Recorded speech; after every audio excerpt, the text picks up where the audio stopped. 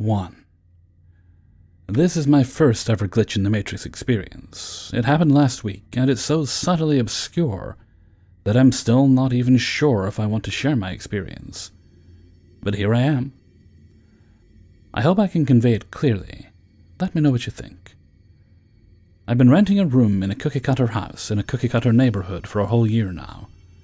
I work full-time, and every day I walk out of the front door past the lawn to get to my car that is parked on the street. I always look around to take in my surroundings to make sure nothing is amiss. Every day for the past year, I've walked out the same door past the same bushes and the same rocks bordering the same lawn, with the same tree in the middle of that yard. Friday morning was no different. Friday night, I came home after work and the tree has been cut down at the base. Totally normal. I stop and look at the yard, observing some spray-painted lines in the lawn. Not sure what they're for, but nothing else seems out of place, so I make my way inside. The lawn is empty, just grass, as it has been except for the newly removed tree. Saturday morning I walk outside to go to work and see my landlord working in the yard, and at the edge of the lawn by the driveway there's a very new and very distinguishable light post, with a large top and perpendicular light fixtures in the lawn. I've never seen this light post in my entire time renting, and I walk past this very spot every single day, and it's a very noticeable light post. I pointed to the light post and asked my landlord, "Did you install this yourself?" He looked at me straight-faced and told me it has always been there. He shrugged me off and kept working. I looked at it again, and it had normal weathering and didn't look newly installed. But I know that it has never been there before that morning, at least for me. Every morning since Saturday, I walk out the same door, past the same bushes, the same rocks. But there's that damn light post. I can't get past it. I can't let it go. I couldn't have gone an entire year completely oblivious to this very obvious light post in the lawn that I walk past multiple times a day. It is eating at me. Is it just me, or is it the lamp? How could this be possible? The tree was not blocking my view, as the tree was dead center of the lawn, and the light post is on the walking path out the door at the edge of the lawn, tree or no tree. It's an obvious light post. 2. For the last 5 years, I've been begging my husband to write down this experience he had one night. I finally got it from him. This is his story, and he is also very verbose and extremely detail-oriented, so it's kind of long. Obvious name changes on the people and building, but the city and state are correct. I worked at a new hotel in Wilmington, Delaware, the Seattle Suites, and had been there about a year and a half. I had enjoyed the opportunity to do new things as a server, work banquets, meet the business and political leaders of Delaware, and fulfill my dream of becoming a bartender. Lately, however, I was getting frustrated with my situation. The boss that brought me over from Ross Reich, the best wine restaurant in the state, had just left to run Blackout Bistro. The boss that took over, and still recognized and rewarded my hard quality work, had also just left to run a hotel on the Jersey Shore. I had a new boss that came from the now bankrupt Bighorn Beef House, and brought his own crew of employees he knew from there. He didn't seem to care about me, and my advancement was stuck in neutral. It was my Friday, as we say in the restaurant business. Our days off are always in the middle of the week. Unless you're on vacation, it's a holiday, or you're in the middle of a suspension. I went to Sal's Sports Grill on the west side of town, ordered my Woodford and Grand Mariner Manhattan, and placed a to-go order I'd take back home to share with my very supportive wife. I was angry over my situation, and it must have been showing so much that even the dead could notice. A few seats down from me was a man with long hair who, from the sound of it, was also in the restaurant business. He was buying drinks for people he spoke with, taking shots with them and the bartender, and was having a great time. He had the positive look on life and demeanor I wish I did. The people he was talking with got their takeout food and had left, He then turned to speak with me. He had picked up on my frustration, ordered some drinks for us, and we started talking about being in the business. He heard me out, and shared some big-picture wisdom he had gained over the years. It turned out he had been a maitre d' at the now-closed Ristorante Rio Grande, at the Penn condo tower not far away. He had actually worked with the lead server from Ross Reich, Jesus Juarez. I was under the impression from Jesus that he had owned Ristorante Rio Grande, but apparently that wasn't the case. Apparently this man, Nico Caligai, was the guy that really owned it, or as he said, operated it for the Mafia. It was an interesting thing in Delaware. We never had the mob here officially. But from what I knew, we had rolled the associates and capos of the greater Philly mob into legitimate businesses that helped develop the state and bring wealth to it. From our beer distributor that delivered the Budweiser to Sal's that Nico was drinking, to buildings and wings of buildings with philanthropic donors' names on them. It was an open secret. I spoke with him about some of the people tied to his organization that I knew, and he silently nodded to confirm that this was a true understanding of how things were. My order was ready, and I was ready to go. My wife was texting me, and I was telling her I'd be on my way home soon. It was nice chatting with this guy, and I thanked him for conversation, wisdom, and encouragement. He asked me to hold on and told me he wanted to show me something at his place. His place was an apartment in a really redeveloped Section 8 workforce housing complex, the Pads. I was wondering how he was living there. Before I could ask, he said that he was out of work for a year or so due to cancer. He had just beaten it, and in his words, he was back to working with his associates and for his capos. Apparently they had used their connections to get him a place there, rent and utilities free. He bragged about how he had a beautiful big-breasted nurse come and visit him periodically to help him manage his recovery. He talked about his Filipina maid that came over once a week to clean his pad and suck his cock. He also said part of his job was to look after the neighborhood and make sure that no, his words not mine, just quoting him, people of a dark complexion ran the place into the ground. All right, those weren't his words, I'm sure as hell not saying that. He showed me pictures of himself from a local high school he graduated from. I knew the school, and he showed me the year. At this point, I was trying to remember every detail as best I could, his name, his age, the apartment number. He showed me framed pictures of himself running the Ristorante Rio Grande. He showed me framed newspaper reviews of the restaurant naming him and how great his service was. He turned to a desk in his living room off the edge of the kitchen. There was a yellow-lined large notepad with page after page of names and restaurants connected in a tree-like diagram. He said his work also consisted of figuring out the hierarchy of every restaurant and who owned them, in the hopes of organizing the workers to unionize into one of the unions run by his capos. He told me he could use my help, and there were always jobs and opportunities in his capos organization. To reciprocate the conversation and to showcase my skill, I showed him a commercial that I was featured in at my hotel's blue granite bar and grill. He watched the commercial and commented that I lacked confidence and appeared nervous, and that I couldn't sell anything like that. I must admit that when that shot happened I was jacked up in coffee, and at the last minute I had been thrown into the chute. Barely even knew the dishes I was asked to describe, but as my boss said, "Marcus, get in there, you talk too much, you'll be perfect for this." Nico talked again about how he had beaten cancer, had prayed to his saints as a devout Catholic.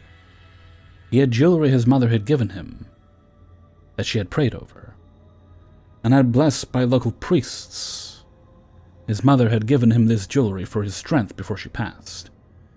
Nico attributed his recovery to blessings from God and strength he had received from this jewelry. He then insisted on giving me the bracelets so I could receive the same strength and courage he did from them. After some back and forth and me not wanting to take something that was so important to him, I accepted his gift.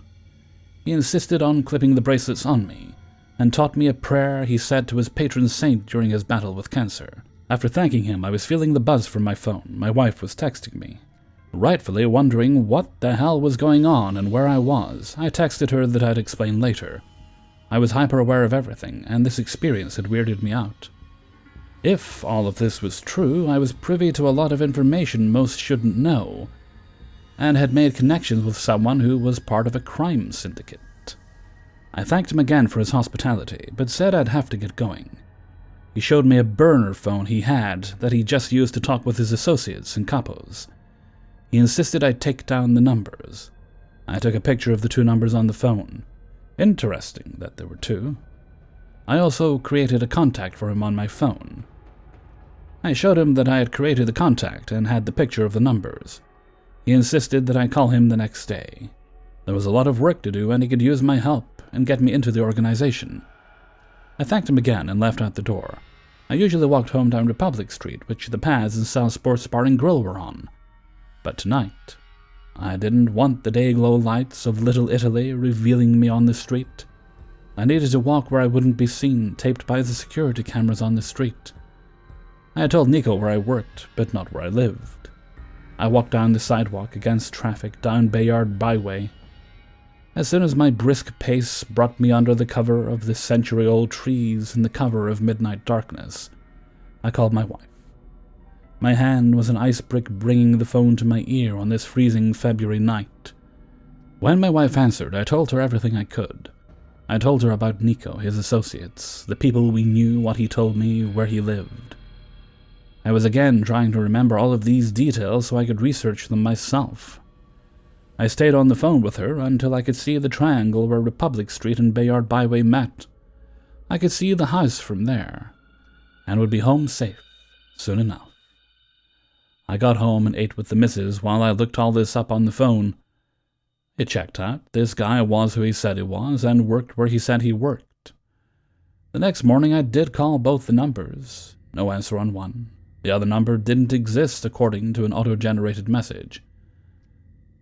Funny.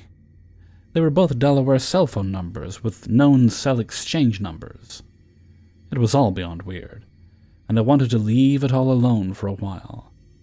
I hadn't yet reached out to my boss from Ross Reich, Ravi, or Jesus Juarez to verify Nico's story. I did run into Ravi a month later and told him what had happened.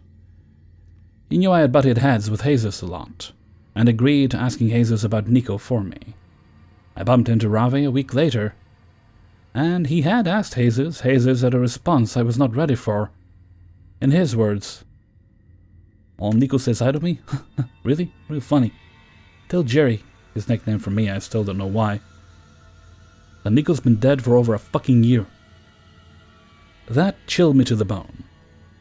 I had a drink with, visited the house of, and received bracelets that I was wearing when I heard that from a ghost. My experience was too real to deny, but so are death certificates. And so that's my husband's story. I can attest to him having the items, since I was upset he was late coming home, plus I was hungry. I had sarcastically said, "Oh, we're Catholic now." I remember that he gave at least one of them to one of the churches around here. I honestly don't know. There could be a few explanations. Could my husband be lying? Always an option, but didn't seem like it, giving him the benefit of nearly 20 years' marriage and a pretty clean record on lying to me. And he has since been teased about seeing ghosts or having too much to drink. My husband actually thought this man was trying to get into his pants. I half believe that for just a little, husband stepped into a parallel timeline for someone who saw something in him. 3 years ago, I arranged to meet with a Buddhist monk who held his own teaching practice for meditation. I was very anxious leading up to it, because this was totally out of my comfort zone. When I arrived, he bowed and immediately invited me to sit down in meditation for 10 minutes. Of course, we hadn't even greeted each other yet, so I'm way overthinking it. I sat down, and a few minutes later, I experienced something crazy. I felt like being dizzy horizontally, like my mind was doing backflips, and it made me nauseous. I had a clear vision that he was literally trying to pull my consciousness up into this room, not the one we were in, to speak with me there. It was as clear as day, and I was terrified. Coming out of the meditation, I was sweating. I told him about it right away. I was a blubbering fool, and he just smiled, reminded me to breathe, and said the mind can play tricks on us, but that's not the end of the story. After I left, despite my extremely anxious experience, I felt inexplicably calm, awake, and present. It was a pleasant feeling, and I went to Ocean State Job Lot to pick up some things. As I was walking down an aisle, I made brief eye contact with an older man. My immediate feeling and thought was that he knows, he sees me, he gets it. I guess what I meant was he was aware and awake too, and I could see it. So I walk around, I'm standing in the pasta aisle, and he stops at the end and just starts talking. I don't even know what he's talking about at first, but I just listened. Any other day, I would have thought he was a creep. Finally, my mind snapped into attention when he said something like, "Those people would have ignored me, so thank you. You know why I'm over here, right? Because you get it. I saw it when you walked down that aisle." I felt like time freaking stood still. My heart was racing, but I still felt emotionally calm. He starts telling me that when he was a kid, his mom knew he had a gift when he approached a woman at the store and said, "It's a good thing your dog was in the front seat." The woman apparently told his mom she'd been in an accident and the dog would have died if she'd put him in the back seat as usual. And then he starts saying stuff about me that no one should ever have known. I like nature and feel confident and alive outdoors. I am a giver but have a hard time receiving. People lean on me for support and I take pride in this, but I hide my emotions from others and then resent that they're not there for me as much. That I'm independent and stubborn, on and on. And the one that really got me, that would be impossible to predict, that I feel the most at peace and connected to myself when I'm by bodies of water, because I associate it with the seat of the soul. I've been dreaming about water nearly every night for over a decade. I often associate it with the subconscious. And where do I go when I need to center myself? Water. Every single time. I have no way of explaining this, you guys. He left by saying that something was going to happen to me. Of course, I panicked, but he said, "I can't tell you, but you are going to be very, very happy." All of this in Ocean State Job Lot. I left literally dumbfounded, like almost in tears at this experience, but also the very different state that I felt we were in. It didn't feel like everyday life. Everything stood still. And to top it off, he introduced himself as Joe Lasagna, while we talked in the pasta aisle. I just want to add, also, that the experience made me realize that not only is our perception shaped by our thoughts, the world interacts with us differently based on how open we are and our state of mind. I thoroughly believe had I not been in whatever state that was, this wouldn't have happened. I don't know how I got there, or how to get back, but imagine what world of possibility would open up if I, or we, could. 4. A few years ago, when I was in college, I went home to visit my family for a holiday, whichever one it was. Nothing was out of the ordinary. I lived about 2 hours from my hometown, so I visited rather frequently. I never liked going back home to visit because my parents went to bed around 8:30 p.m., and the house was an open design with wood floors, so the acoustics in the house made every step sound like I was hammering a bass drum. Not to mention, they never closed their door when they went to sleep, and I had to walk past their room if I wanted to go to any other part of the house. My room was at the end of a 20-foot hallway, and my parents' room was next to the entrance of that hallway. Well, that night when I was visiting, I went to grab a beer around 2 a.m. from the fridge in the garage. I tiptoed with my socks on, as ridiculous as it is to keep the house silent, and grabbed a couple bottles so I wouldn't have to do it again soon. On my way back to my room, I took a left to walk down the hallway, my back facing the open door of my parents' room, and I heard a sound that quite literally sent shivers down my spine. As I turned to take a left down the hallway, I hear the most distinct and terribly loud boo, as if a grown man shouted at the top of his lungs, about 5 feet above and behind me. I know how ridiculous that sounds, but it was as clear as day, and immediately both our family dogs in my parents' room started barking and ran towards where I was. and I'm so grateful for them barking. I would be convinced I lost my mind if it wasn't for that. My stepfather had a nickname for me, Boo Boo, because that's what my little sister called me when she was too young to actually pronounce my name. It was nearly pitch black in the house. No lights were on, and I got around just from my years of experience living in the house. The second I hear a boo, I turn around and face my parents' open door. I thought it was my stepfather yelling at me for being up so late, and it was too dark to see if he was standing at the threshold of the door. I just assumed he was. Without hesitation, I run into my parents' room, honestly hoping it was him that said something. I wake them up in a panic, saying, "Did you say something? You said something to me, right?" In a sleepy, delirious state, they say, "What the fuck are you talking about?" I ask them if they heard a loud boo or boom. It sounded like both. And they look at me like I'm on drugs. To this day, I'm sure that's what they think. But the strangest part is neither of them heard the dogs lose their mind. Which bothers me, because saying my mom is a light sleeper is an understatement. After waking my parents and begging them to tell me they said something to me, I go to my room and called my best friend. I can still remember to this day the way the hairs on the back of my neck stood up while describing to him what happened. After ending the call, I still felt the hairs on the top of my forearms stand straight up for at least an hour. It will always bother me. I will never know what the hell it was. 5. To begin, I'd like to give some context behind this story. My girlfriend and I are on vacation to the Oregon coast this week. The weather hasn't been amazing, so we've just been exploring around random roads, shops, and beaches, seeing what we can see.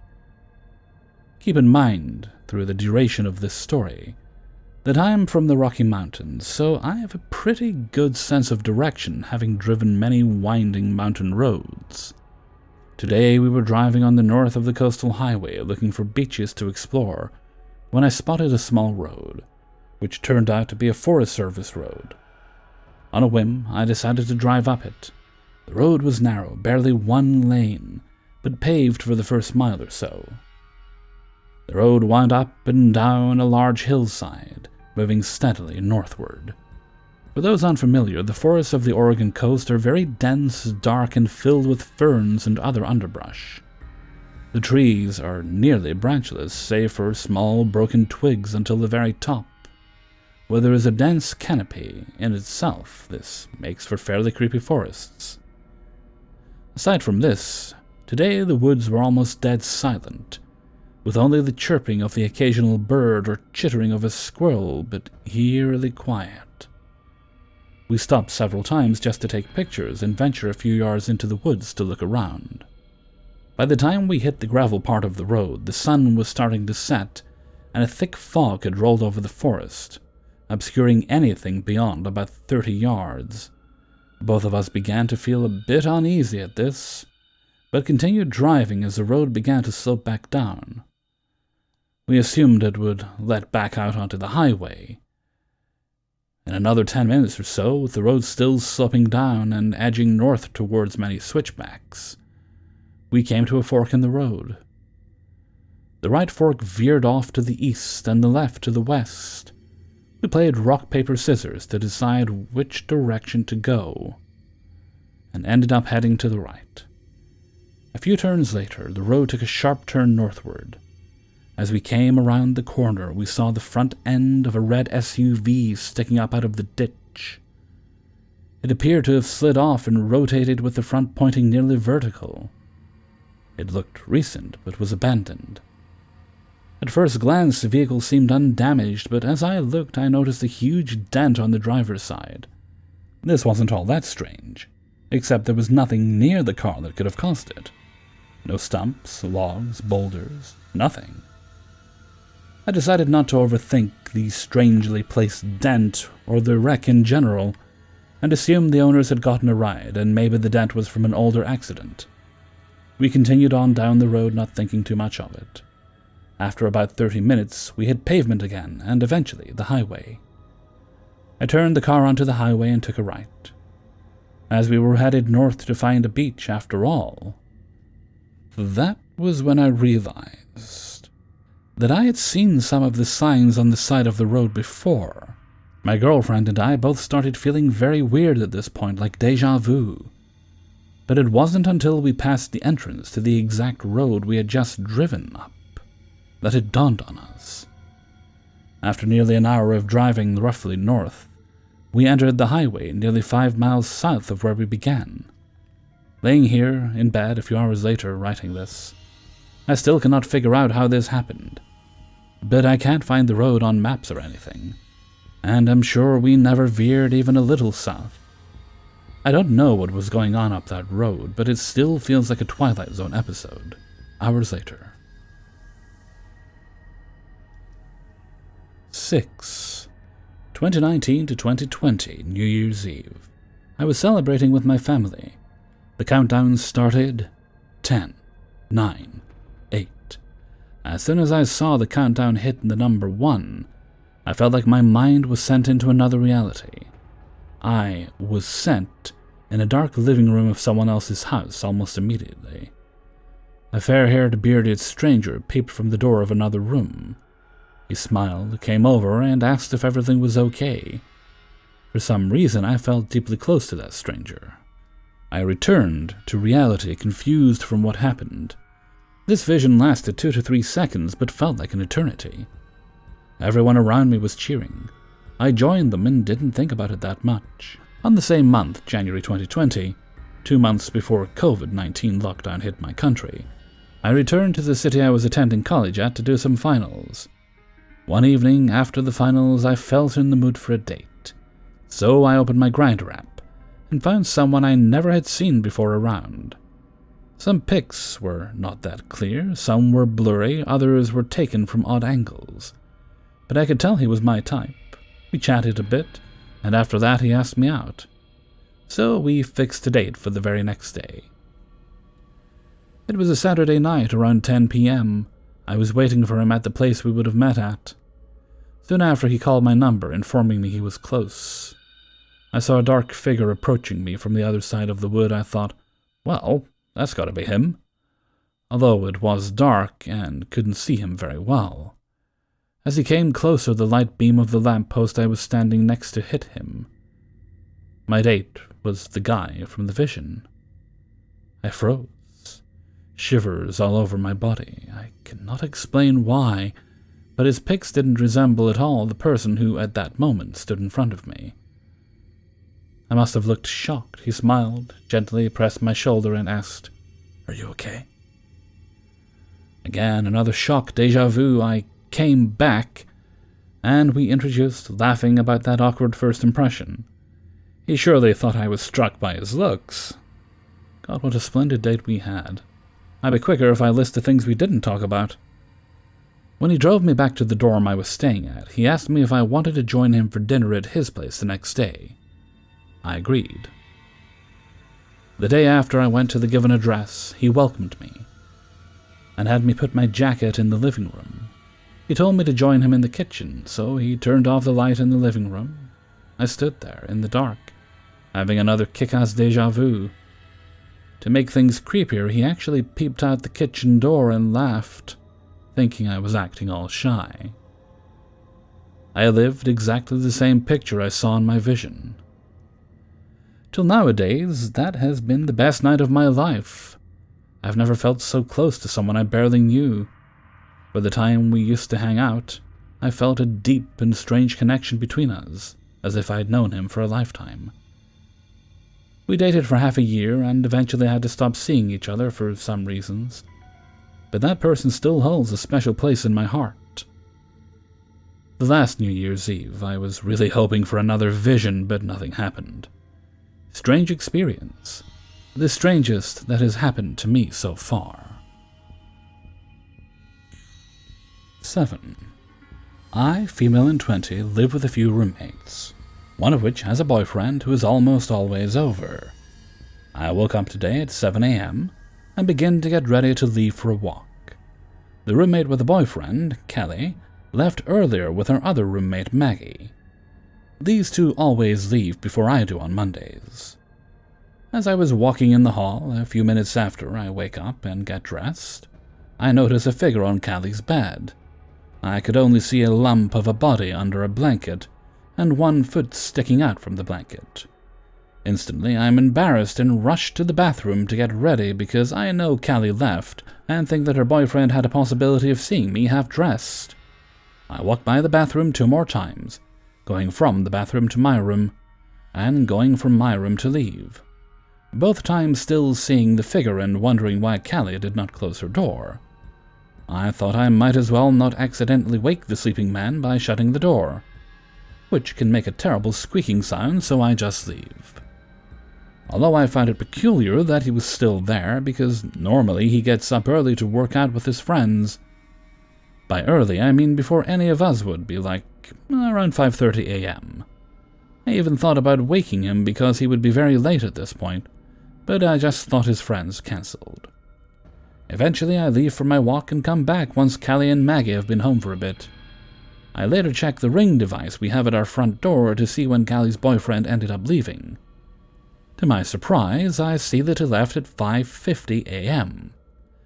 Then I consider that Callie never left with Maggie this morning, which would explain the body in her bed. However, I kept looking through the ring device and see that Callie and Maggie left at 6:25 a.m.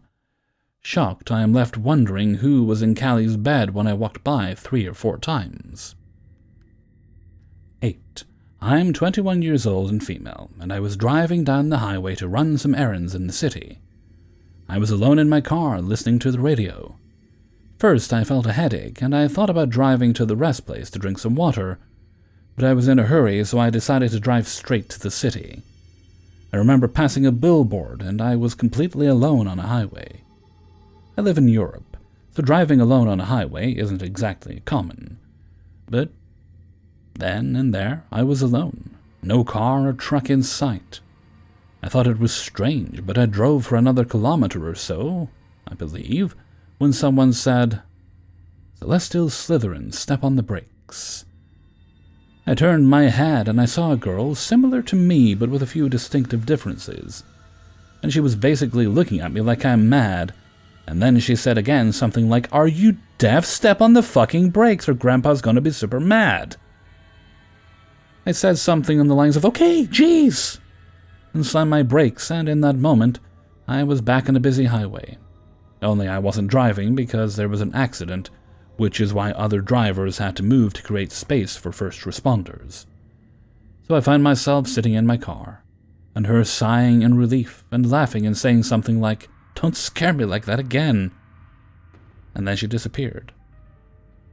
I realized that I was really close to the rear of the car in front of me, and that the man inside was looking at me like I was nuts, so I apologized because, as I believe, I almost crashed into him. I was probably in shock, so it didn't occur to me to call my mum or dad. But when I came home, I told her this story, and didn't really think much about it. Still don't know why. But she went pale. And I mean pale. She told me that when she was still pregnant with me, she always had a feeling she was carrying twins.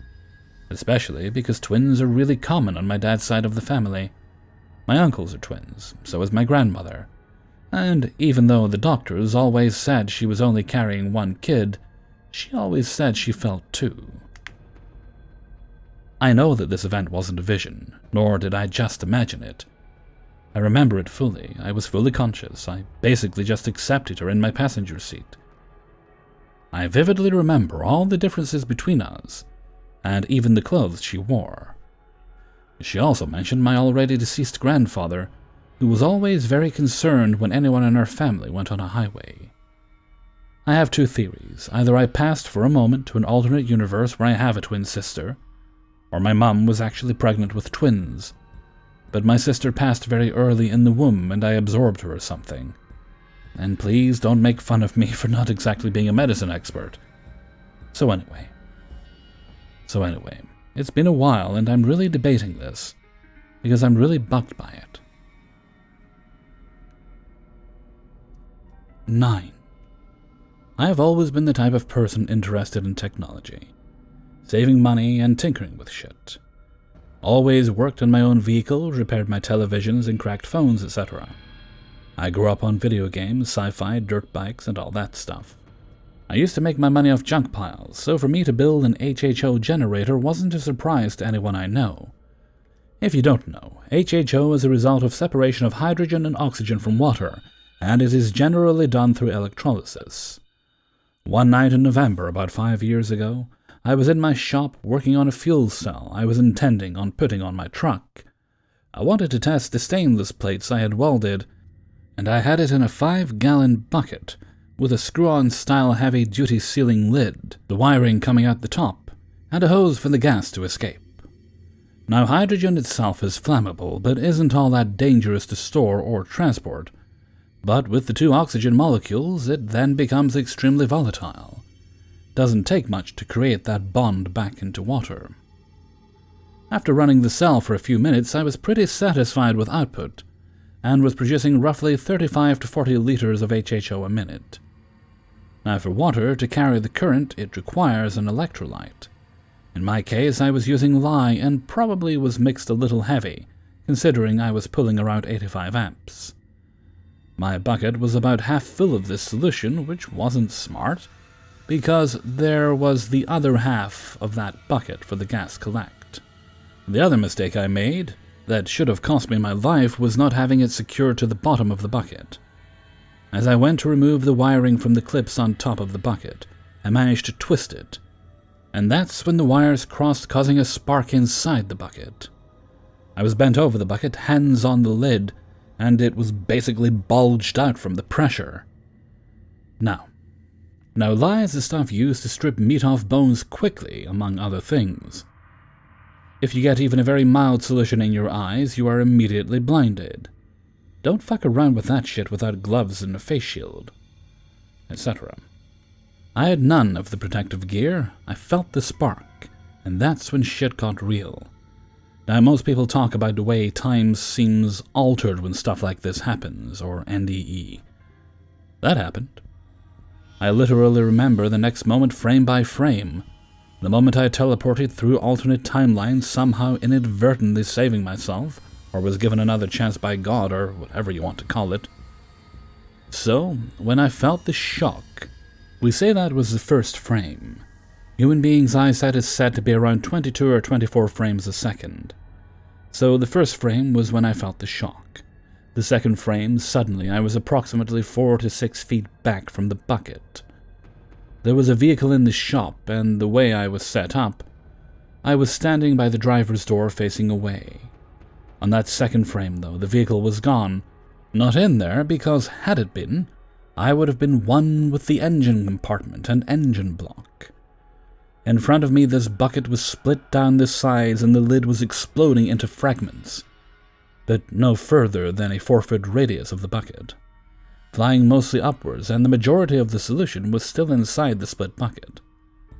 A fine mist and droplets of the lye solution accompanied the plastic. At the same time, I noticed the fluorescent lights were refiring from a flicker, but it was dark in the shop because the only light came from the purple spark inside the tube of the light. On the third frame, I was another 5 feet back. At this point, the blast zone was still expanding as I heard the explosion. I also felt some pain in my hand. What was weird was the bubble-looking distortion in the fabric of reality a few feet above the bucket, and the only way to explain it is if a soft ball was cloaked from light bending around it or something. The lights were fully lit again, too. My fourth frame, I was suddenly standing close to where I was originally, but not quite. And I was turned the opposite direction from what I should have been to protect myself instinctively. Everything within 6 feet was wet, and there were pieces everywhere. I hadn't gotten a drop on me, and the only damage I suffered was a broken finger, and some silicone tape neighbors slightly embedded in my skin in my left hand. I found out later from my wife and next neighbors that this explosion was strong enough to rattle all the windows, the neighboring buildings, and directly across the street. My shop was across the street from my house. I couldn't figure out what the fuck happened, and so I stood there trying to wrap my head around it for probably 20 or 30 seconds minimum. and maybe a minute max before I felt finger throbbing. Then I walked across the street like I normally would to have my wife take me to the ER for my finger. When I got to the door, I pulled the screen door open, and the door was flying open, and there stood my wife. She almost ran into me trying to see what the fuck just happened, knowing I was working on that fuel cell. She said she heard the explosion in windows rattle and immediately jumped up off the couch, sprinting the 20 feet to the door. Let's say that took her maybe 10 seconds, and yet there I was, standing there. She was as perplexed as I was after I told her what happened. I was about to give her a hard time, thinking she didn't hear it or just didn't care enough to check on me. That's the first thing that was off, the first evidence that, to me, that my ego was unable to dispute. There are two more. So I went to the ER with my neighbor. At this point it was around 11 p.m. I had a broken and displaced ring finger on my left hand just below the first knuckle, and some rubber embedded in my arm. I ended up telling the doctor and nurses that my tire exploded when I was filling it with air, because I wasn't sure how well a hydrogen explosion from a homemade fuel cell would be received. I went home and went to bed. The next day when I woke up, I thought about what happened and eventually came to the conclusion that my mind was playing tricks and there was a reasonable explanation. The vehicle had not disappeared somehow. I got lucky with the lye solution not blinding me or getting on me, and the distortion in space-time was maybe a pressure wave from the explosion, even though it was not where I should have seen it. I felt a lot better, at ease about the situation. Well, a couple hours later, probably around 4:30 p.m., I was home alone and someone was pounding on the door, then the windows, and I heard my name demanding I come outside. I honestly thought it was the cops, so I quietly peeked through the blinds, and it was actually the next-door neighbor. My neighbors were both military. One did 2 terms Coast Guard, and the other, who I'll just call K, was career military at a nearby Air Force base. Pretty high-ranking as far as I know. K is a more introverted meat-and-potatoes type person, and almost rigid. As neighbors, we've had our differences in opinion. Well, I figured he wanted to complain about the dogs or weeds in the driveway, or all the noise I made the night before, so I opened the door and called to him as he was walking out the driveway. He turns around and says, "I always see you working out in that shop. I know you have a few projects going on. What is it that you work on out there?" Surprised he didn't mean the explosion, I told him I usually am lamp working or on my truck, whatever, then told him about the fuel cell and what happened the night before. The next thing he says is what threw me for a loop. Kay then says, "Well, someone told me you've been working on a time machine, and I really want you to take over so I can see what you're working on, as far as your time machine goes." God damn, did I just hear him correctly? Now, I have always thought about trying to build something like that, but basically it's only been a fantasy and never anything I've talked about or started to work on. Definitely never mentioned it to the neighbors. So I had to insist I had no idea what he was talking about, and that there was no such thing in the shop. He persisted, but I told him I was on my way to get my kids, so I had to leave. As I was getting in the car and drive off, he stood in his yard and watched me back out and leave. Felt his eyes on me until I was out of sight. It was at this point I remembered an article I had read about a month or 2 prior, but how the military had some sort of device that was able to detect portals or something in space-time. More specifically, at where the geomagnetic of the Earth intersect with the Sun's geomagnetic as CMEs interact with our magnetosphere. These are only open a fraction of a second, and don't hold me to what I say exactly. I'm not a scientist, so I might be using the wrong terminology. I'll try to find an article to source. Either way, the technology is there, apparently, and when I thought about it, my mind was blown again. What the fuck? The conclusion I came to is, when he went to work at the base that morning, someone approached him saying something to the effect of, "Okay, what in the fuck is going on in your neighborhood? We detected this distortion at this time at this precise location." Then he had to immediately assume I had something to do with it, since I'm always working on or up to something, and the rest of the neighbors are pretty normal. I'm the kind of person who makes solid-state rocket fuel out of sugar, while teaching my daughter how to for her science project. I didn't know what to think. My ego had nothing else to say. Well, fast forward about 3 years. I had basically forgotten that event, or at least pushed it back in my head. One day I'm getting home and Kay is shoveling snow, so I decide to stop and chat a bit. He ends up telling me about a dream he had a few nights before. Basically, he tells me in the dream him and I were working on my time machine in my shop. For whatever reason, it required 2 vehicles to be retrofitted by the drive shaft to the time machine. The drive shafts were connected or something. He tells me I was standing on some platform the drive shaft was hooked up to, and he was in the vehicle revving the engine. Every time it reached a certain RPM, I would dematerialize, and when he would let off the pedal, I would come back. He asked again for me, to show him this device I didn't have. Damn it, once again. I was totally mind-fucked. I didn't really know what to respond with, but I ended up telling him that was crazy, and there was no way in hell I would be connecting my drive shaft to his in any way, shape, or form. The neighbors are gay, not that there's anything wrong with that, I'm just hetero. Then I walked off and parked the car to go inside. I'm not sure if he made that up thinking a different approach would get him into my shop, or if he genuinely had that dream or what. All I know is, at this point, I've thought about that night and the encounters with my neighbors so many times, I've come to the conclusion that it was literally a glitch, or something I cannot explain or fully understand, but it did happen. There's no doubt in my mind what I experienced is exactly what I wrote. Fucking crazy, right? 10. I'm from Birmingham, Alabama, but moved to Denver in 2013 with my girlfriend and lived there for about 5.5 years until we had our daughter and decided to move home to be closer to family. We would always come home for major holidays while we lived there, since traveling on our own dime across the country as a 19 to 23-year-old was kind of expensive. We were back home visiting for Christmas when me, my girlfriend, and 3 buddies from back home, decided to try a new 24-hour cookie place downtown called Insomnia Cookies. When we walked in, the place was packed, so the line was wrapped around the inside of the room from the register to the front door, and we were basically last in behind about 5 other groups of people.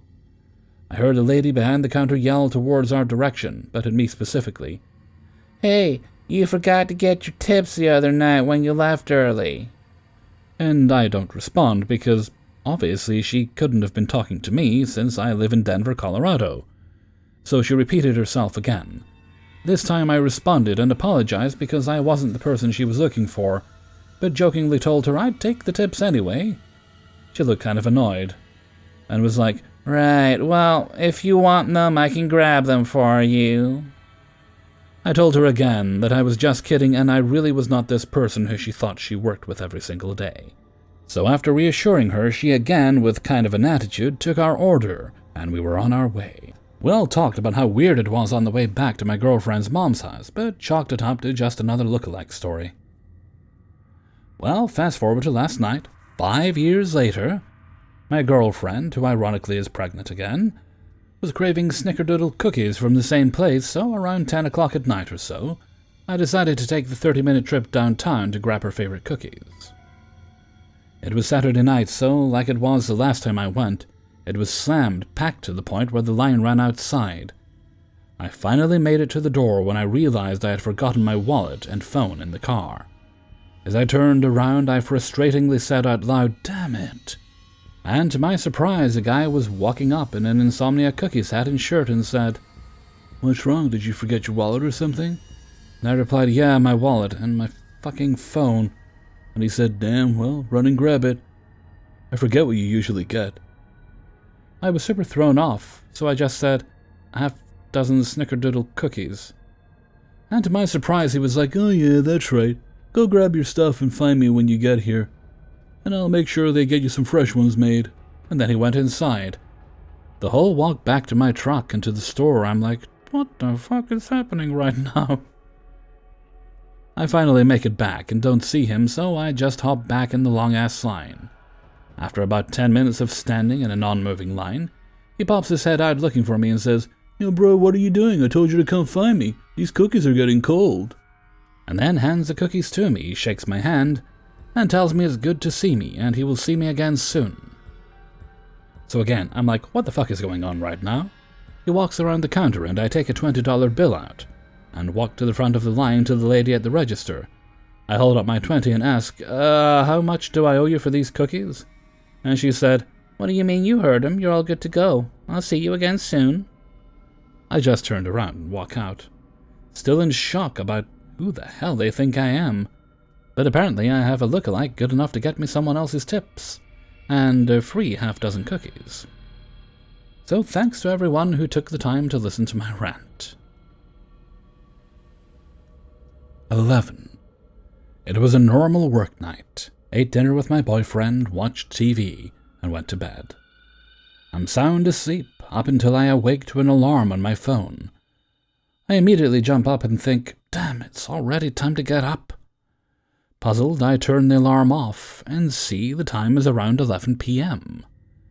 Before returning to sleep, I take a few moments to think how strange for an alarm to go off at this time, considering I have never set an alarm for the night hours. Ever. It also wasn't the same ringtone I used for my alarm either, which was also strange.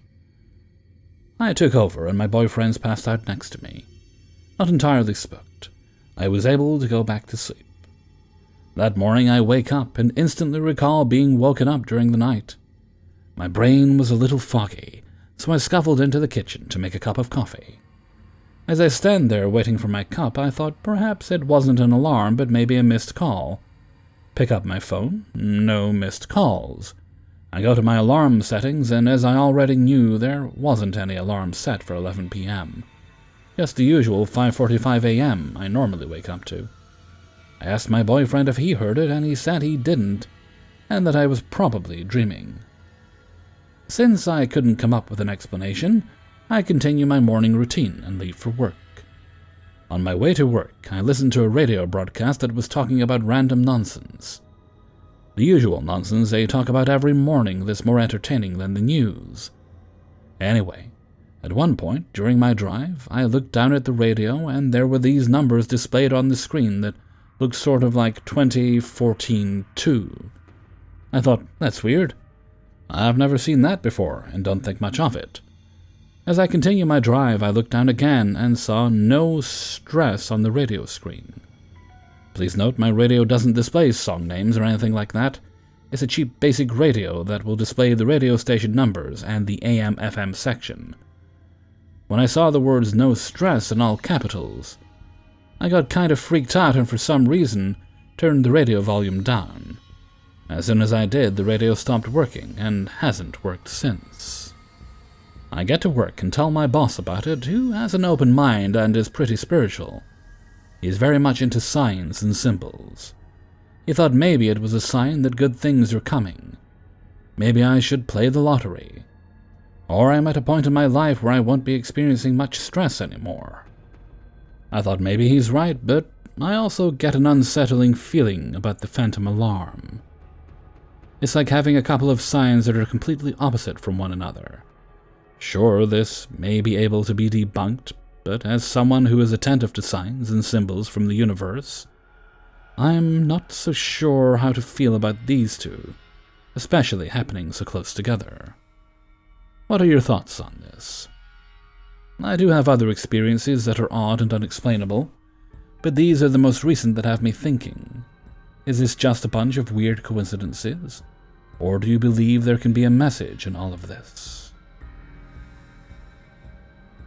12. A small treat was stuck in my dog's toy, so as I went to get it out for him, it fell. He had his eyes like a hawk and a nose like a dog. So he dived after it, but couldn't find it. Where it fell on the carpet, it wouldn't have bounced, and if it did, I think I would have heard it or seen it on the hardwood floor. If there was anywhere in the vicinity, he definitely would have found it. We just looked all around the area, and it's just gone. I had a silly thought that maybe it dropped into another dimension. I just remember another time this happened a few months ago. I dropped a piercing on the carpet, and I was careful again and didn't move anything and looked everywhere in the surrounding area, but nothing. I'm not educated on other dimensions or dimension jumping, which I've actually never heard of before searching this. I did watch Fringe like a decade ago, so that likely opened my mind to the thought of this. Now that I'm thinking about it, I do remember 2 dreams I had that were dimension-related. In the first one, I was walking down a large wooden plank spiral staircase. I dropped my cell phone through the stairs and could see it on one of the planks below, so I continued down. But it wasn't there when I got there.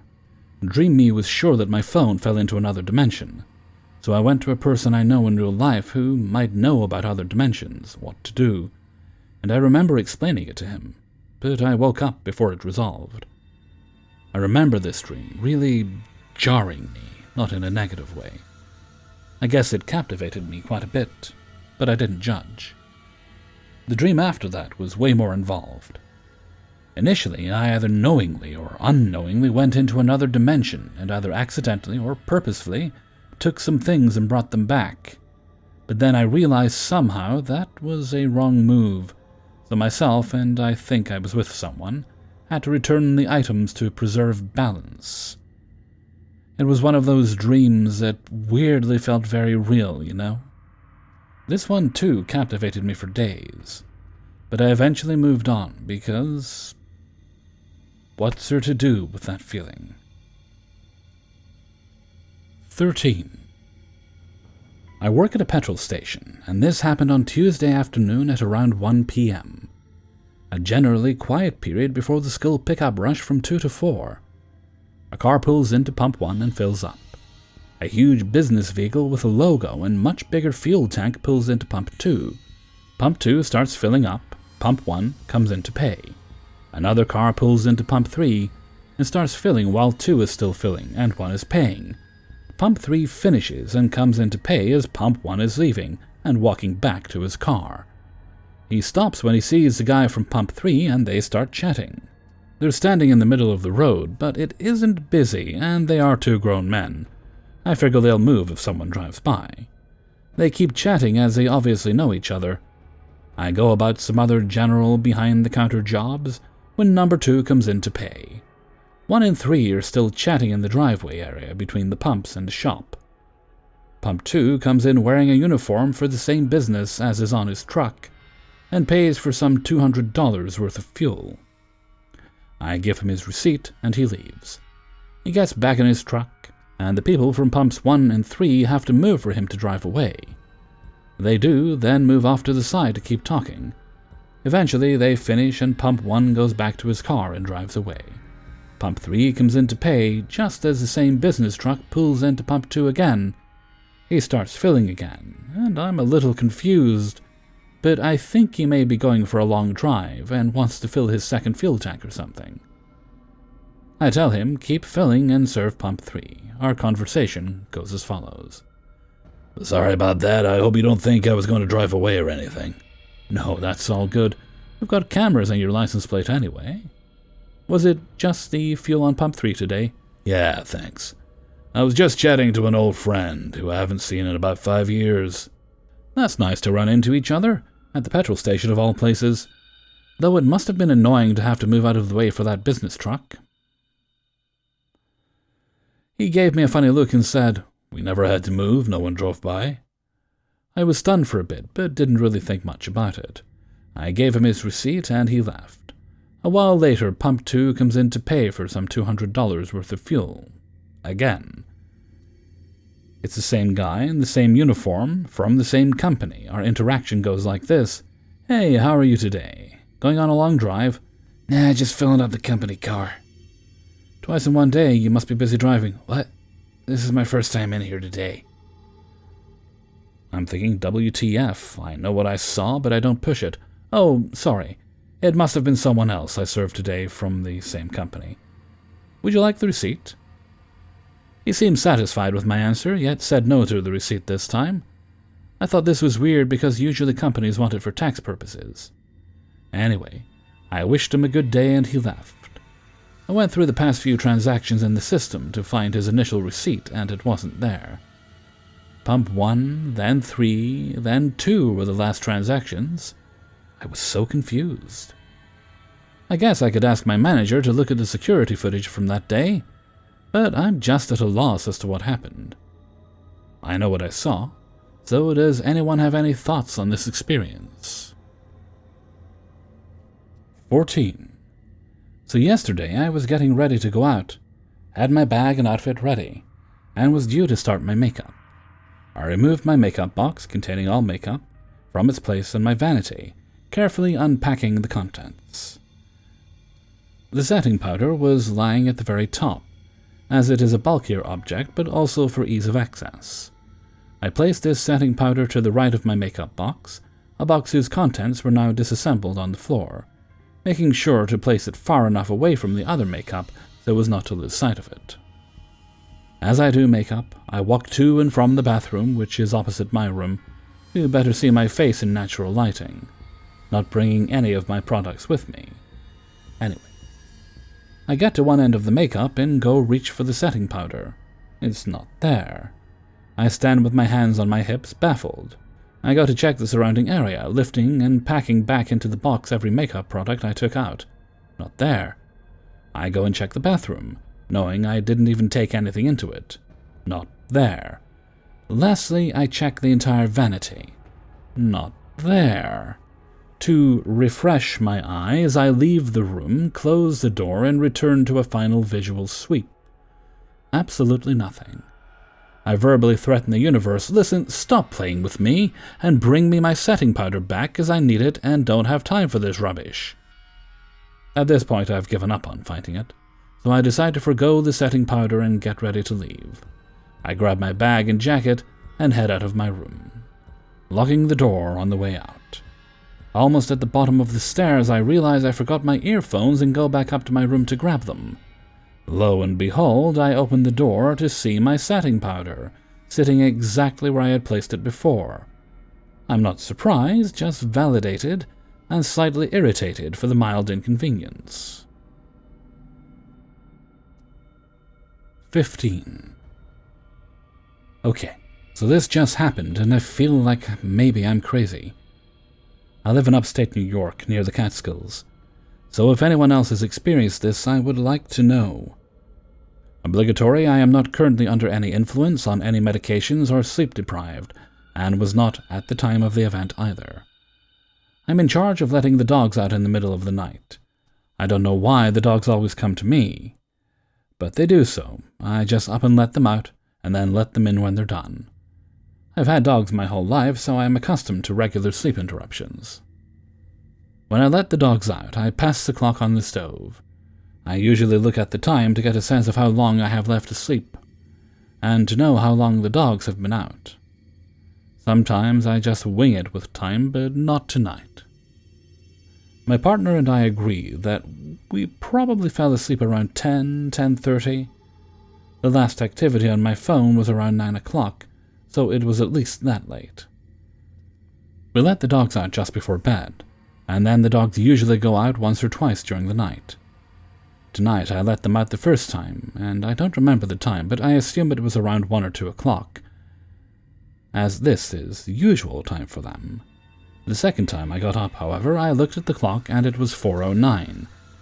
I remembered this because I thought, that's a weird time. The dogs usually never need to go out at 4. It's usually 5 or closer to 7 when we are waking up. I got them back in at 4:14 and went back to bed. Then I am woken up by the dogs. I considered ignoring them because I had assumed my alarm would be going off soon, and that I would be up and could let them out. But the littlest one seemed sincere that he had to go and couldn't wait, so I got up and let them out. Looked at the clock, expecting to be close enough to 7 that I could just start the shower, but it was 2:36. And I thought at first maybe I was crazy, but when I went back to bed, I laid down and my partner unlocked his phone and checked the time, and said 2:30. That's it. I thought it would be way later than that. I have not talked to him about my experience. He is currently outside removing ice from the gate. Later, when I asked him, my partner said he did not notice how many times I had been up with the dogs, but he doesn't disbelieve me. He said that the past few days he's felt like time is moving very slow at night. But he is on a new medication, so he chalked it up to that. I wish there was some concrete evidence I had, but this is really it. 16. I have had many glitch in the Matrix experiences throughout my life, but this post is detailing my most recent experiences. The situation I will describe here has been an ongoing experience with the perceived anomalies occurring sporadically for about 2 years. I moved into a rented home with my girlfriend in September of 2019, in which she had already been living for about 3 years. Over the course of the 2 years I have lived here, I have noticed some strange occurrences that have remained unexplained, most of which involve objects appearing in the home that neither of us brought in, as well as objects that we own moving without us having touched them. Not long after moving in, I started to hear strange noises in the house which sounded like light thudding. I eventually realized that the sounds were coming from our front door. The sounds range from a noise that would be made if you tried to open the door when it was locked. We always keep the door locked, even when we are both home, to a noise that could be described as a light thud against the doorframe, like someone stuck their palm against it. Although these noises can be heard at any time of day, they typically occur at night.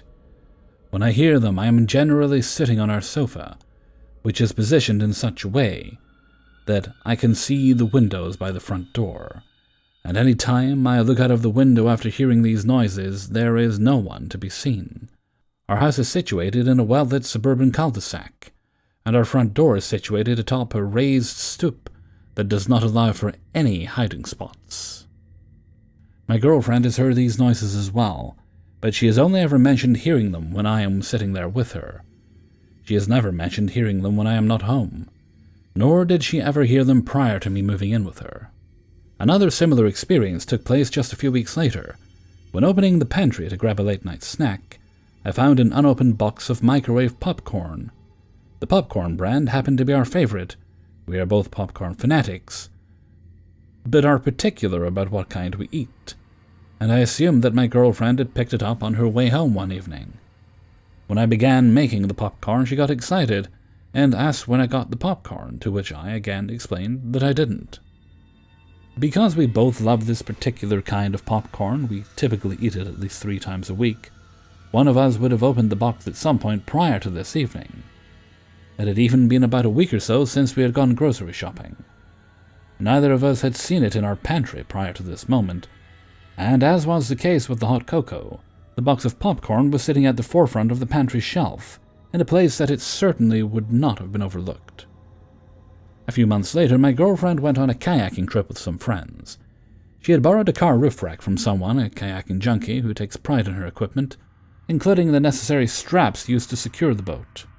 After returning home, my girlfriend unloads her kayak into our garage and places the roof rack right next to it. The straps would have needed to be with the roof rack. Otherwise, the kayak would have fallen off the roof of her car on the drive home. A few days pass and her friend comes to pick up the rack, but in a rush, apparently, had forgotten to get the straps. The friend contacts my girlfriend a few days later and asks what happened to the straps. My girlfriend and I thoroughly searched the garage and her car, and the straps were nowhere to be found. Aside from objects mysteriously appearing and disappearing, I found my belongings in odd places that they should not be, and one time actually witnessed one move in my peripheral vision. The object that I witnessed move, on its own, was my jaw harp. A few weeks ago, after playing it one evening, I placed it on our coffee table, far enough from the table's edge, so that it could not have fallen off by bumping into the table. I went to use the toilet, and as I walked back into the living room past the table, my jaw harp quickly glided across the tabletop onto the floor. It was about 2 feet away from the table, and there was nothing for me to have bumped into that could have pushed the jaw harp in the way that it moved. My Xbox sits atop a break front right next to the coffee table, and ever since that night my jaw harp moved, my Xbox has been turning itself on at random moments, generally when I am in its proximity. The final story I will share here happened just last week. We were out of tissues and I needed to blow my nose before going to sleep, because I didn't feel like walking to the bathroom for some toilet paper to use. I opened my nightstand undergarment drawer to use a sock. Laundry day was coming soon, so who cares? I was prepared to move one from a folded pair, but I found a single unpaired sock right away.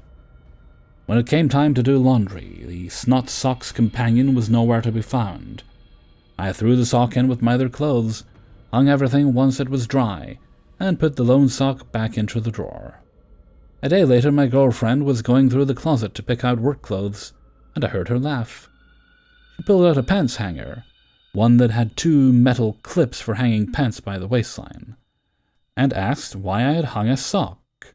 She showed me a hanger with the missing sock clipped perfectly, as if it was being hung to dry. It was clipped in such a way that it looked deliberate. If it had been stuck to the pair of pants that were hung on that hanger, it certainly would have fallen off after the pants were unclipped. If you've made it this far, thanks for listening. If anyone has noticed anything similar to what I've experienced, or has some thoughts and questions about my story, please comment. We can confirm that neither of us sleepwalk, nor do either of us have any amnesiac disorders that might explain the appearance of the mystery items, or the objects being moved to strange places. 17. This is the first time I've experienced any kind of real glitch. Past things that may have just been my brain playing tricks on me. This is something truly unexplainable to me, and my friend and I are still stumped. This happened probably less than 6 months ago. I go to university in a big-ish city. Think something around the size of Albany, New York. I don't live in Albany, though. We have student ID cards that are very useful. We use them as key cards to get into the buildings on campus, as well as our rooms. So basically, if we don't have our student ID, we're fucked. Sometime around late autumn of last year, my friend and I decided to take an Uber further into the city, just so we can walk around in the evening and have some fun. I think it was her birthday. I distinctly remember bringing my student ID out of my room with me and into the vehicle, since I was sliding it in and out of the thing I used to hold it as a fidget. I don't remember having the card when I got out of the car. I don't remember having it for the rest of the night. And I don't remember having it when I got into the Uber to come back home. As soon as we got to the building my friend and I both live in, I realize I don't have the ID, so I have one of my roommates let me into my room to look for it. Nothing. Nada. My room is very tiny. It's 4 people living in a suite with separate bedrooms. So there's not exactly a ton of spaces I can look. And I turned up the whole place. I went to my friend's room to spend the night since we'd already planned that. My friend and I, through extensive conversation and recollection of events, figured that I probably dropped it in the Uber. I made a plan to get a new one. I decided to deal with it the next morning.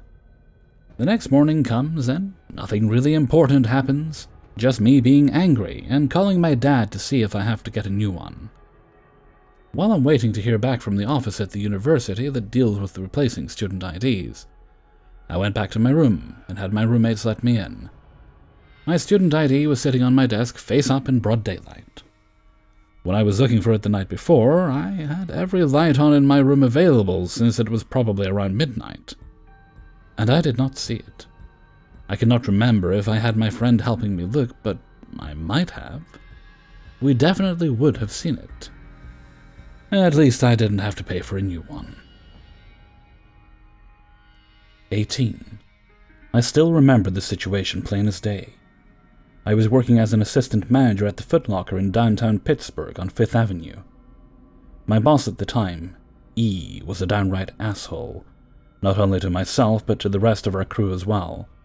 The threat of termination hung over our heads at his whim, and he would snarkily remind us of that often. The details about his personality quirks won't matter to the crux of this story, except to reinforce why our nervousness and unease eventually denigrated into my coworker and I, frantically searching our brains for an answer. That day, the manager was off work. However, he still made sure to leave an abrasive passive-aggressive note in his absence, informing us that he would be inspecting the store thoroughly the next day. What a guy. Thinking of us on his day off. But enough about E. The only associate working with me that day was the other assistant manager, Derek. Same as my name, but spelled differently. He was always a trustworthy employee, someone I had worked with for over a year without ever questioning his ethics or loyalty for a second. We were always close-knit, and people around the district referred to us as the Derricks or the Derai, or whatever goofy phrase they could conjure up to make fun of us in a peer-to-peer way.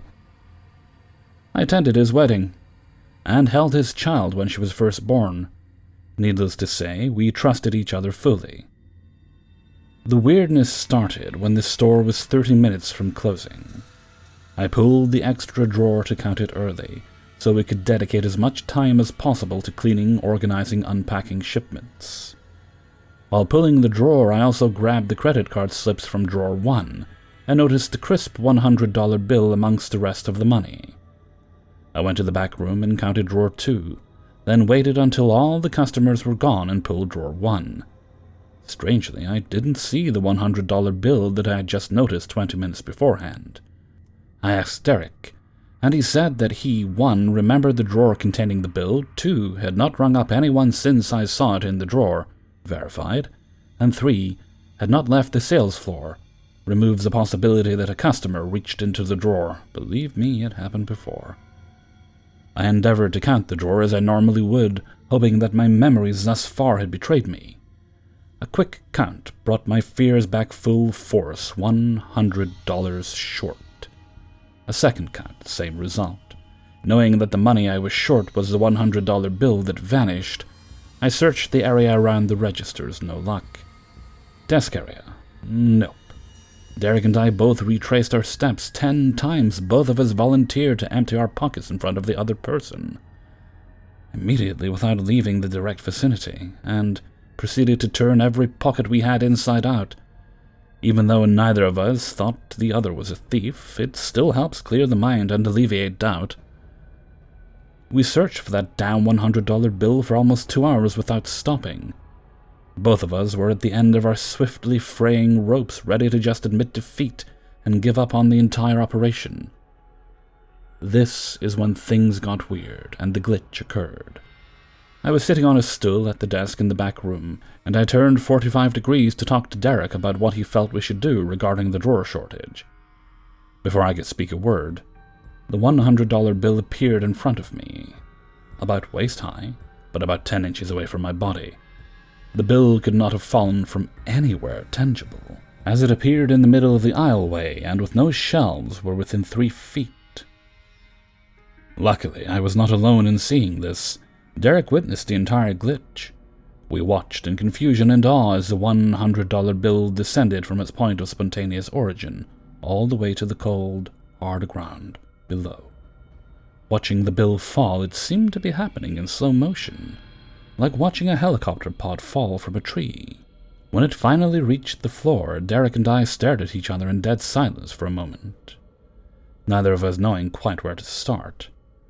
Was this a miracle? Glitch? Some type of trickster spirit just trying to enact a bit of torture on 2 employees? We both finished all our tasks as fast as we could, intent on leaving that store as soon as possible. 19. Here in Los Angeles, California, in East LA, in the bad part of town, there used to be a little dive bar where we used to go to. We have many good memories, vids and pics of all the good times we had there.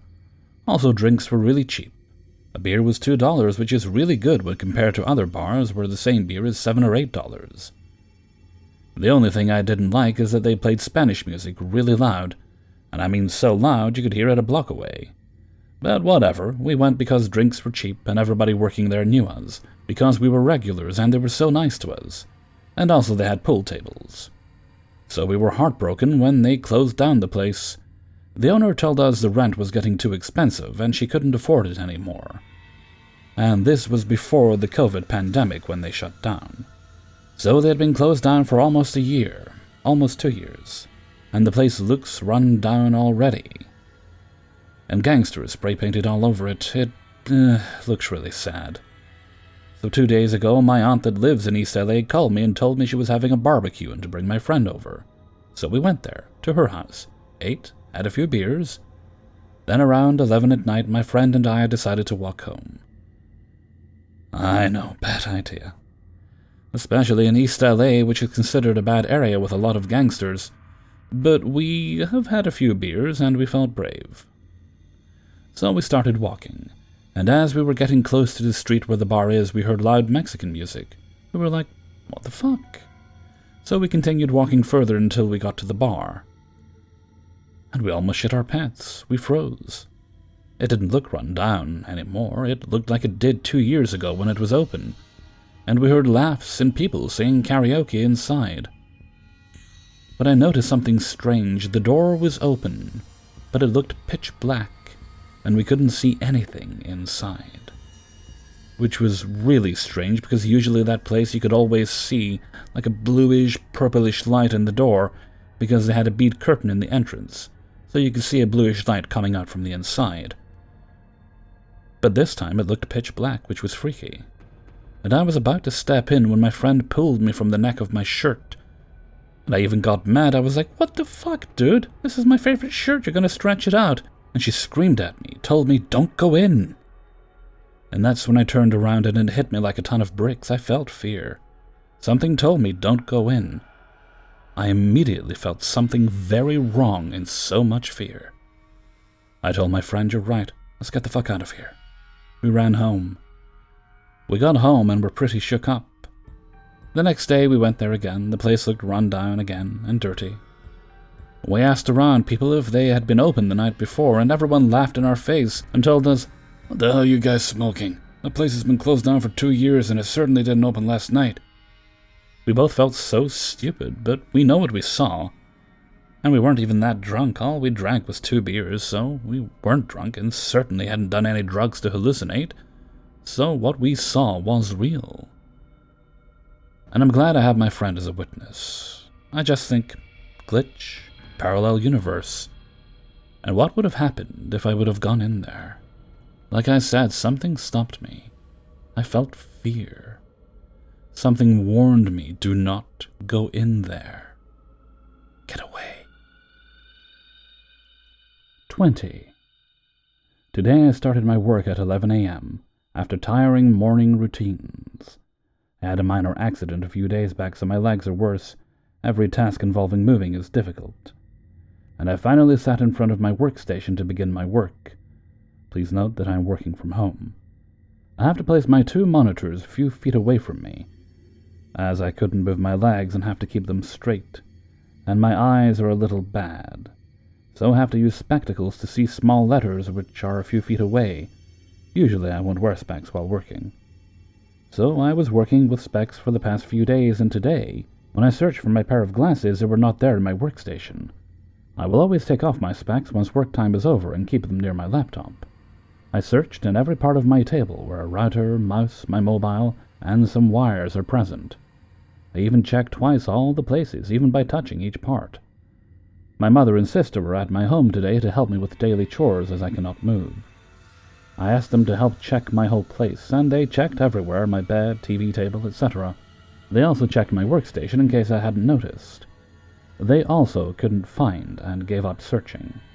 I had to attend my team meeting, so I gave up and joined my meeting. After my meeting was over, I went back to my mobile to respond to a few messages I'd got. And bam! Near my phone is my router, and my specs were attached to one of its antennas and frame, and glasses above the router's body. I was shocked once I saw that. I knew I had looked in that place, and also lifted up my router to check if it was on the back of it. Also, my mother and sister searched my workstation. Even they hadn't noticed. There was no possibility of anyone placing them there without my knowing. I was in the center of my room, and the router was in the upper corner of my workstation table. So, any hand reaching should pass my eyes. and my laptop is a few inches away from my router. There's no possibility of me missing any movements. Also, my router was white and my specs frame was black, so it wouldn't be missed even by my sight. And another thing I noticed is I won't keep my specs temples open, and they will be closed as soon as I take them from my eyes. But when I found them on my router, they were open.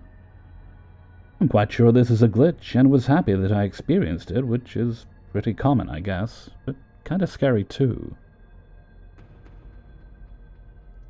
Hey everybody, Hellfreezer here, and thank you very much for listening to Glitch Monthly, number 19. And thank you very much to everybody who allowed me to use their stories in this video. If you enjoyed the video, then please do like, subscribe, and comment.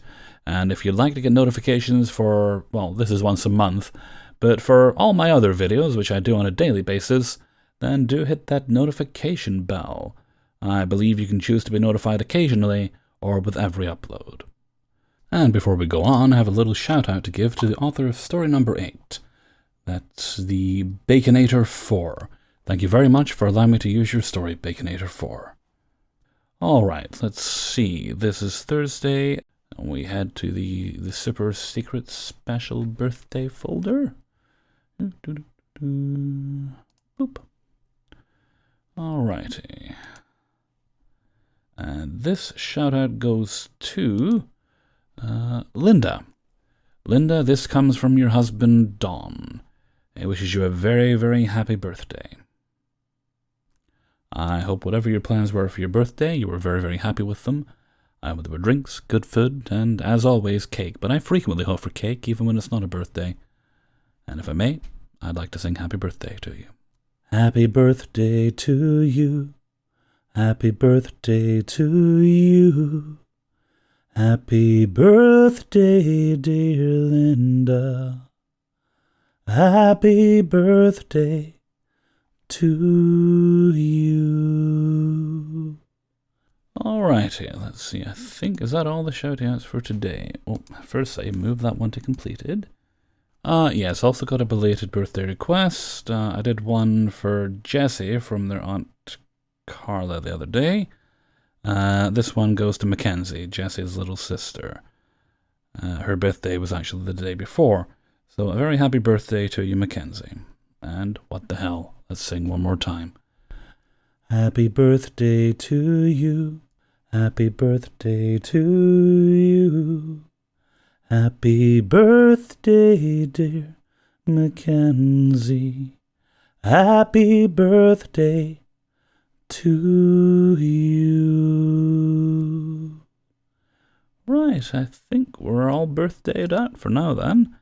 So let's move that one to complete as well. And I think we'll wrap things up there for now. And with that, I'm going to head off for now, because it's getting a little warm here again. Not intolerably warm, just notably warm. So the fan's going on when I'm done. Okay, so until next time, thank you very much for listening, and take very good care of yourself.